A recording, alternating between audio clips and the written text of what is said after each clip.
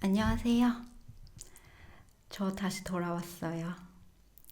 그동안 있었던 일을 간단하게 알려드릴게요.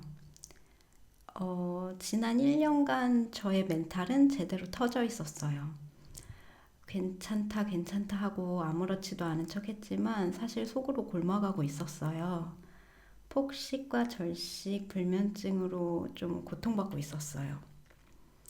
저는 간단하게 제 상황을 얘기해 드리자면 저는 대학생 때는 아빠의 가정폭력에 노출돼 있었고 어른들의 감정의 쓰레기통 같은 존재였었던 거죠. 그리고 방탕한 아버지가 결국 파산을 해서 이제 경제적으로 어려워졌기 때문에 저는 대학생 때부터 혼자 살면서 경제적인 부분을 포함해서 제 인생을 혼자 책임져야 했어요. 게다가 슬프게도 엄마는 사이비 종교에 빠져 있었기 때문에 제가 의지할 수 있는 상태는 아니었고, 오히려 그 종교에 저를 끌어들이기 위해서 최선을 다하셨어요. 그래서 저는 거리를 둘 수밖에 없었고요. 그리고 비교적 최근에 알게 된 건데, 할머니가 알고 보니 막내딸이 있었고, 그 막내딸을 잃어버렸는데 미국에 입양되었다는 것을 알게 됐어요. 근데 알고 보니까 잃어버린 게 아니라 찢어지게 가난해서 동네 잘 사는 집에 보냈던 거고, 그 집에서 고아원으로 보내버려서 미국으로 입양을 가게 된 거더라고요. 할머니 혼자 사남매 키우기 힘들어서 그랬다고 하셨는데, 그동안 할아버지는 다른 여자랑 살고 있었고 배가 고파서 찾아온 자식들을 때렸고, 종종 할머니 집에 나타나서 돈을 내놓으라고 행패를 부렸다고 하네요. 그냥 그런 일련의 상황들이 있으니까 제 멘탈이 아무래도 건강하지 못했고, 이런 거짓말 같은 일들이 한 사람한테 일어날 수도 있더라고요. 그리고 최근에는 상사의 폭언에 시달리고 있습니다. 이런 일련의 소용돌이 속에서 살아남기 위해 발버둥 치다 보니까 저는 제 마음의 빈곤을 신경 쓰지 못했어요. 그리고 결국 오랫동안 만난 남자친구와 헤어지면서 우울증을 얻게 되었어요. 저는 힘들었던 일들, 나를 괴롭힌 사람들을 계속 곱씹으면서 분노하고 괴로워했어요. 게다가 저에게 집은 편안한 공간이 아닌 폭력의 온상 같은 공간이었어요. 술에 취한 아빠가 엄마를 때리고 나를 때리던 곳이었으니까요. 저는 지금의 집에서도 마음 편안히 있지 못했어요. 집에 혼자 있는 것이 너무나 공포스럽고 불안했어요. 그래서 이런 것들을 생각하지 않으려고 이런저런 일을 벌리면서 몸을 혹사시켰어요. 하지만 아이러니하게도 하나도 제대로 해내지 못했고, 저는 회사 일도 제대로 못하고 제 자신도 제대로 돌보지 못하는 엉망인 상태가 되어갔어요. 그래서 그냥 모든 것을 포기해버릴까 하는 생각도 잠시 해봤지만 그러기 싫더라고요. 그래서 잠시 쉬면서 주변에 친한 사람들에게 도움을 요청했어요. 내가 우울증이 있다는 것을 공개했어요. 우울증 때문에 괴롭다고 하소연하기보다는 극복하고 싶다는 의지를 더 보이려고 노력했어요. 도움을 요청하는 건 정말 용기 있는 행동이에요. 그리고 사람들은 기꺼이 선의를 가지고 도와주고 싶어 해요. 그러니까 두려워하지 않아도 되는 것 같아요. 물론 나의 우울함과 괴로움만을 드러내면서 타인을 내 감정의 배설구로 이용하면 안 돼요. 그 사람들과 이야기하면서 내 상태를 점검하고 내 생각을 정리해보고 조언을 구하는 식으로 접근하는 게 좋은 것 같아요. 저는 저의 괴로운 기억과 나를 화나게 하는 사람들을 그냥 과거의 그 시점에 남겨두기로 했어요.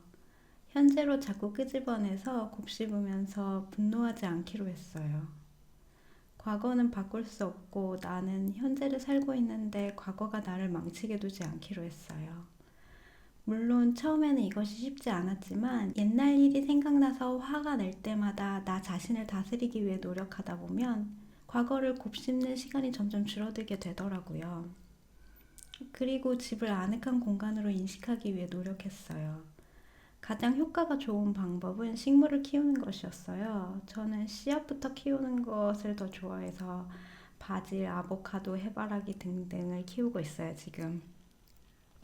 하루가 다르게 자라기 때문에 얼마나 컸는지 보고 싶어서 얼른 집에 들어가고 싶어지더라고요. 집이 아늑해진 기분이에요. 종종 혼자 밤에 있을 때면 알 수 없는 불안감이 찾아오곤 하는데, 그럴 때마다 내 마음을 찬찬히 들여다봐요. 왜 불안한 거니? 이유가 뭘까? 아빠 때문이야? 아빠는 네가 어디 있는지 몰라. 이 집엔 나를 괴롭히는 존재는 없어. 혼자인 게 외로운 거니? 아니면 해야 할 일들을 제대로 해내지 못해서 불안한 거니? 하고 물어보고 저를 다독여봐요. 그럼 대부분이 쓸데없이 막연한 불안감이었다는 걸 깨닫고 곧 진정이 되더라고요. 그리고 제 자신을 다그치지 않기로 했어요. 다른 사람들이 다 나를 싫어한다고 해도 나를 사랑해주고 위해줄 수 있는 유일한 존재는 나 자신이더라고요. 근데 나는 타인에게 관대한 만큼 나 자신에게는 관대하지 못하더라고요. 같은 실수나 상황에서도 타인에게는 괜찮아, 그럴 수 있어 라고 하면서도 나 자신에게는 어쩜 그리 바보 같은 짓을 할 수 있어, 한심해 라고 이야기하고 있더라고요.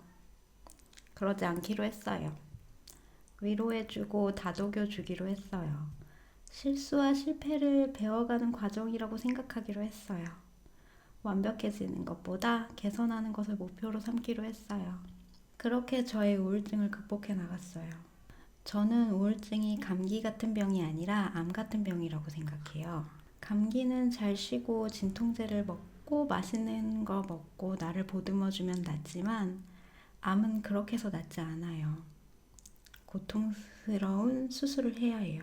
문제가 되는 거를 제거해야 돼요. 한번 나를 힘들게 하는 과거나 사람과 부딪혀서 극복해야 해요. 물론 고통스러워요. 하지만 피하면 점점 더 약해질 거예요. 암은 계속 자라니까요. 암에 걸린 사람에게 진통제를 처방하며 잠깐 괜찮아지겠지만 근본적인 병은 전혀 치료되지 않잖아요.